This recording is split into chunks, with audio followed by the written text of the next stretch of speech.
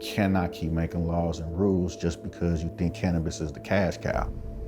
It's kind of like a reverse war on drugs, or a war on drugs 2.0. It's like you're setting us up to fail. Many individuals and operators just don't start a chance before they even get out of the gate. And those issues are even compounded for the average social equity applicant who, in many cases, doesn't have any resources, doesn't have any access to resources, and the resources that exist are looking past him. I do see the more that we get out and talk about it, people just don't even understand what social equity is. You know, there's a lot of damage that has been caused by the war on drugs, and it's just not about the arrests. It's about the children that were left without fathers and mothers. How were their lives changed? The educational systems in those communities. All of those things should be being addressed in these states that legalize cannabis. You have particularly communities of color who were most targeted by the war on drugs, who were in the cannabis world, going to state prison for long sentences, putting themselves at risk, having communities torn apart. It sent a lot of people to prison. It caused a lot of people to receive felonies for nonviolent drug offense, low-level drug offense, small possessions. When we look at just the actual historical data, we can see that disproportionately Black and brown peoples, primarily Black and brown men, were disproportionately incarcerated for, technically a victimless crime. Because once you legalize cannabis, then it's no longer a crime.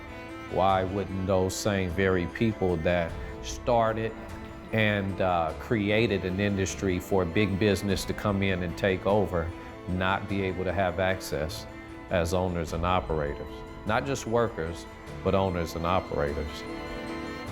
We talk about the war on drugs and the policies and delays and, oh, sorry, we're just building the department, we are understaffed. You go to the Budget and Finance Committee, oh, we don't have enough money, you get awarded the money and there still are no programs.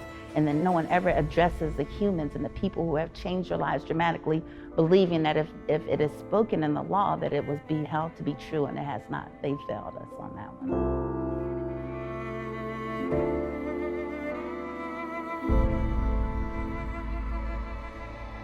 Minorities are underrepresented in the cannabis industry, but as far as those people of color that are trying to get into the industry, the negative impact for them is that they're holding their locations, still paying leases on their locations after 2 years, and they haven't gotten a license.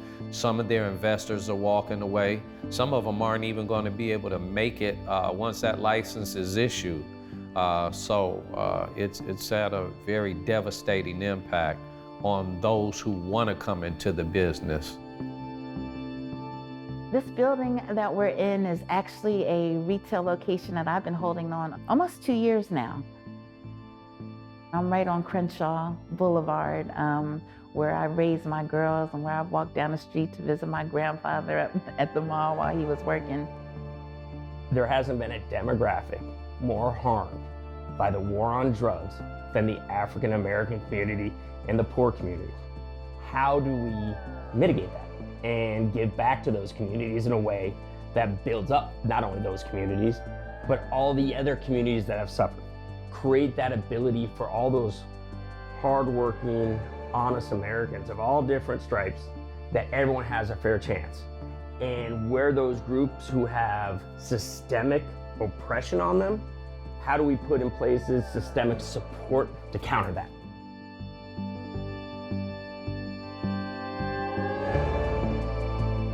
These equity programs don't exist in a vacuum. So they're building on 20 years of history of cannabis legalization in California, medical cannabis legalization, and decades and centuries of disparities in terms of access to wealth and property ownership.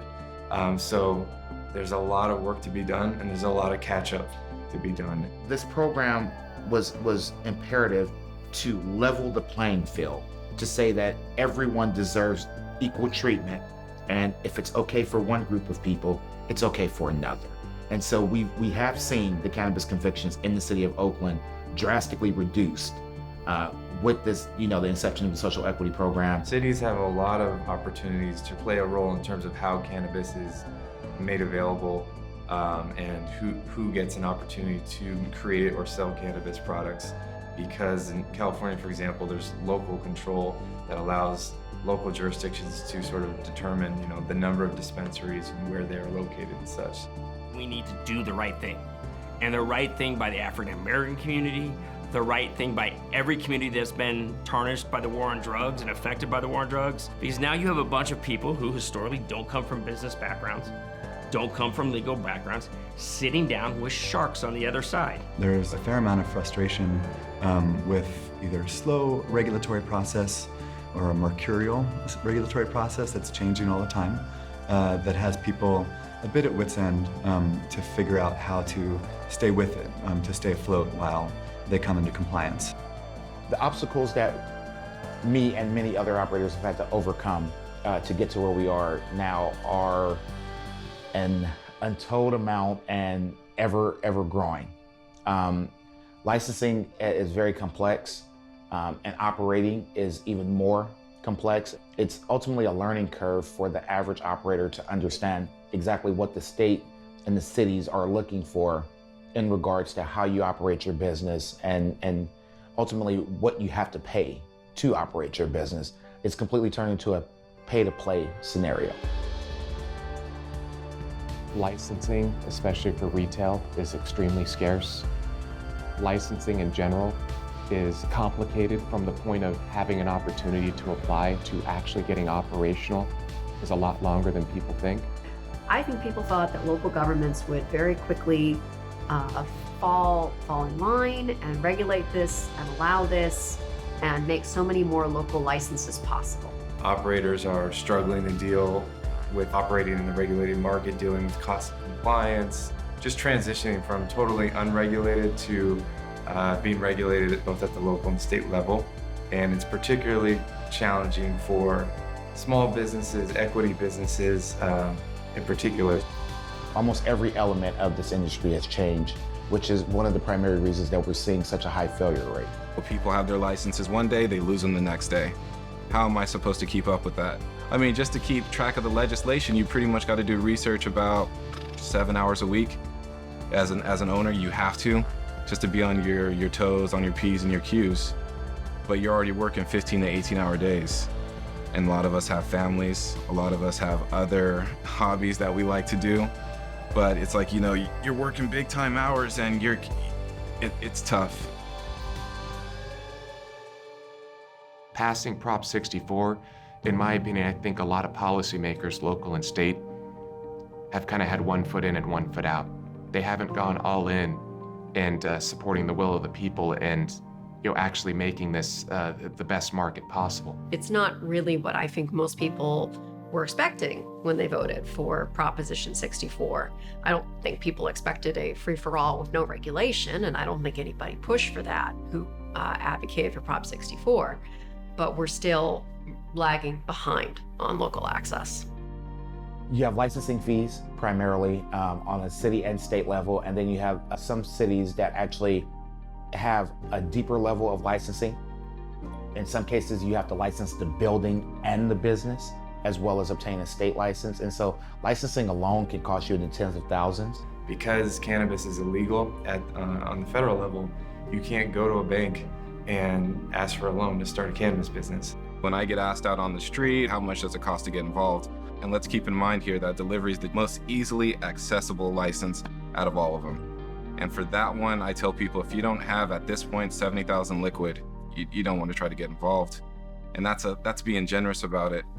There's a lot of hoops and hurdles to not only get your local license or authorization, then getting your state local authorization, getting building and safety, if you need a conditional use permit, if you need to get the county's public health or fire to sign off on your build out. These things I've seen people go 12, 15, 18 months and counting, even after having a local authorization in hand. It's very difficult for people at all the different stages to get the licenses that they need and know that they're operating correctly. The lack of licenses in California as a whole And how that impacts California in a negative way is you do have pockets of city that are not participating in legalization. So therefore, there are a lot of people that don't have safe and affordable access to cannabis. The percentages really have gone vastly up, but we're still looking at 70% of the state not allowing this. We're also looking within that 30% at a lot of jurisdictions who allow it in incredibly small models. But that's not improving local consumer access. And that's a huge problem. We have also allowed cities discretion in terms of setting the zoning to zone the industry out of existence, or to have the high taxes or hyper-restrictive regulations. And even though it seemed in theory good at the time, we're going to tell cities you can have local control, what it's done is effectively banned cannabis in a large majority of California. So in big swaths of the state, people have little or no access to cannabis. When you have 188 shops in the city of Los Angeles that are legal and licensed, and then you have about maybe 1,500 that are unlicensed, it's kind of hard to compete with that. That's a common refrain. You guys make so much money anyway. You can afford it. People will pay anything for this. It sells itself. None of this is true. Yes, there is money. Yes, at this point in time, many people who are operating cannabis businesses, they're trying to make money.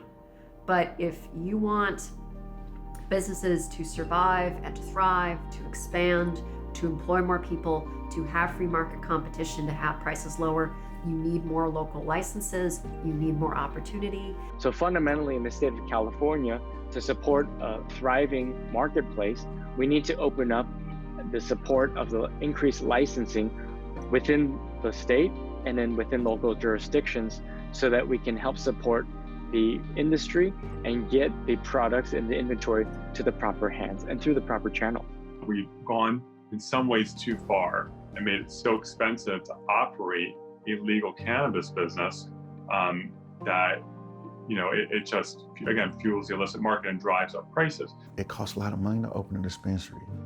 Dispensaries, at minimum, in my opinion, cost at least $3 million to open if you have to buy the property. What they frame it as is that we're all millionaires. That's what everyone thinks. Oh, the cannabis market, it's $1 billion. There's the big corporate guys who get millions of dollars in investment, who go to these seminars and got the big 3-piece suits on and are pulling up in Maseratis. Then there's guys like me that flew over on Spirit Airlines, took an Uber over, try to adapt as much information as I can, try to learn as much as I can, and apply it to the business and try to stay ahead of the curve. It shouldn't be this hard to get clarification. We need to have greater access to be able to ask the state questions. And they do reply, but to be honest with you, it can take weeks. We don't have the flexibility of like a hair salon. A hair salon already has a process in place. So you know where you need to go and submit your application. You know the licenses that your hairstylists need to have. And there's a template and resources that walk you through that process. That doesn't exist in the cannabis industry. This is the law of the land. The people have spoken. So let us not put our heads in the sand. Let us work proactively to encourage local jurisdictions to open up, to make sure that the regulations and protections are in place to do this in a thoughtful fashion. And we need to simplify the structure. We need to make it easier for people running businesses to collect and remit and calculate taxes. There's a lot of work that we still have to do on the state level, tax-wise, regulation-wise. There's still this program that we need to finish rolling out with social equity. California needs to put their money where their mouth is and hire the proper staff to execute on these programs, whether it's social equity or whether it's just licensing and application processing. And there is a way to have big business and also make sure that the small people have the additional support that they need. They need to bring on people who actually know the industry. They need to get consultants. They've got all these subcommittees and committees for cannabis, but they don't have anyone who's actually been in the field. I am not a subject matter expert in this field, but it's imperative then that we have those that are in the industry to help inform and help shape the future of cannabis in the state of California. We can have good regulation without making it so expensive. We can have good taxes without making them so high that it fuels the illicit market. We can have smart zoning without allowing cities to effectively ban cannabis in big swaths of California. We're just not taking a balanced approach right now. We need to move towards a more balanced approach. I think many people are fearful of government or don't like politicians. We have a bad rap. But the reality is that we are beholden to the people. We work for everyday people, but it is incumbent upon everyday Californians to hold us accountable. Know who your public representatives are, go visit them in their offices, have a personal relationship with their staff members, join your chambers of commerce, your local community-based organizations, and be part of the community. And that's where I think we can build off of this.